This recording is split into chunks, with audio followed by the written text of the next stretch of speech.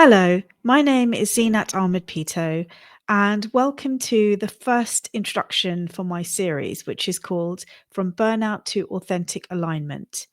This is going to have 12 steps, and we're going to help you to find your vision, elevate your voice, and to unlock your freedom so that you can go from a place of feeling tired, burnt out, and fed up to a place of really making yourself feel aligned with your vision and your purpose and what you want to be doing with your time and your energy.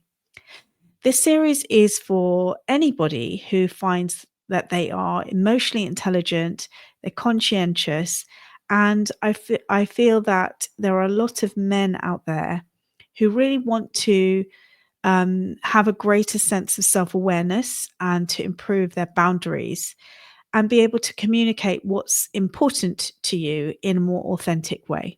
So, if that sounds like you, you're in the right place. By the end of this series, you'll have a deeper understanding of where you are, where you've been, and really where you want to be with a set of tools to support you with deepening your awareness. So, I am a cognitive hypnotherapist. I'm an NLP master practitioner, and I'm experienced at working with people who are very emotionally intelligent and conscientious and really want to make changes in their life, but maybe they just don't know how or they're a bit lost. So, how do you know if this video series is for you? You might be somebody who goes above and beyond for the people in your life. And maybe you work really, really hard and you're constantly trying to help people. You're the one that people go to when they need support. And even though you do all of those things, perhaps you feel that your time is not respected or that people just maybe take you for granted. Maybe you're trying to cope with a lot of responsibility at work, at home, in your relationships, but perhaps there's a feeling that whatever you do, there's always more. Perhaps you've trained the others in your life to not take on responsibility because you're always doing everything so efficiently and you're taking on all of those jobs that nobody wants to do. So consequently, you end up doing more, and that can leave you feeling resentful. So maybe you find that you go above and beyond for people, you feel taken for granted, and maybe they're just not giving you your due respect because you're doing what you feel is your duty, or you feel that people couldn't do it without you. And I suppose this ends up making you feel exhausted mentally, emotionally, and physically, and can end up with you at the brink of burnout, which means it's really hard for you to enjoy your life when you've got the weight of the world on your shoulders. And perhaps you tend to preempt what other people need, and then you just end up taking on more and more.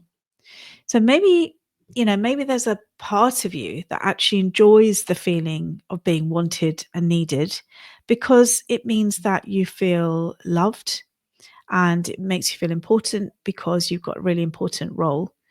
But this can be a double-edged sword because it can end up with you feeling resentful sometimes, particularly if you're not recognized for the effort that you put in. So you might be wondering why you or people like this do these kinds of things. So perhaps you have poor boundaries, and maybe that's why these behaviors persist, or maybe that's where they start in the first place. So if this sounds like you, keep watching and keep tuning in because I'll be delving into all of this in great detail. So I will talk about some of the clients that I've worked with in the past and how they've benefited from this kind of work, but obviously I'll be protecting their anonymity, so I won't be sharing any personal details or anything like that. And sometimes if I give you a case study, I will make sure that it's not recognizable. So I've worked with hundreds of clients to help them move from this feeling of being burned out or feeling that they've already got to that point where they just can't carry on anymore in the same way. And I've taken them through a process and a journey where they've come to the point where they just feel like everything's lined up, everything that they've been, wanting to put behind them and everything they've wanted to bring into fruition, and a lot of the dreams that they had for themselves, which they might not have even allowed themselves to think of, they've all kind of come into alignment like that. So that's what I mean when I say authentic alignment. Perhaps at the beginning they felt something wasn't right, it was out of sync, like their head was saying one thing, the heart was saying one thing, their gut was saying something different.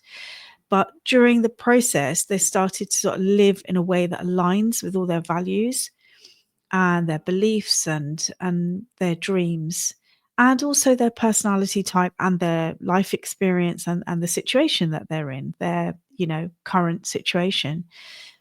So I'll take you through a process so you can see what that process is like from beginning to end.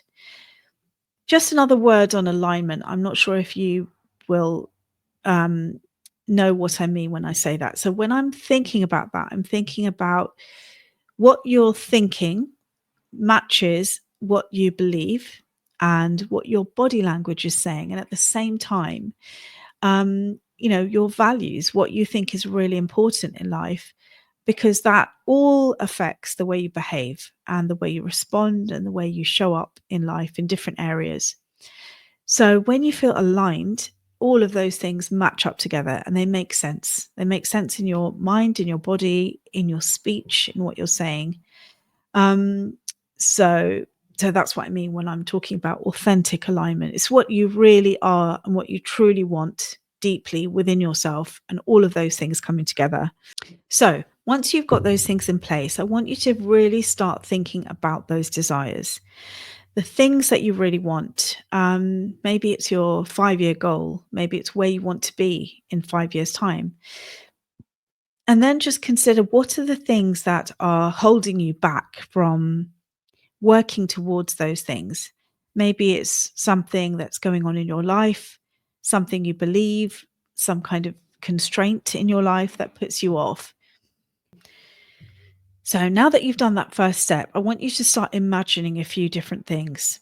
First of all, if you could imagine to start thinking about your desires, that bigger picture, what you really, really want for yourself. It might be a goal for this year, it might be a 5-year goal, it might be a 10-year goal. So just get that image in your mind, get those words and those feelings of what you want to be doing in that time.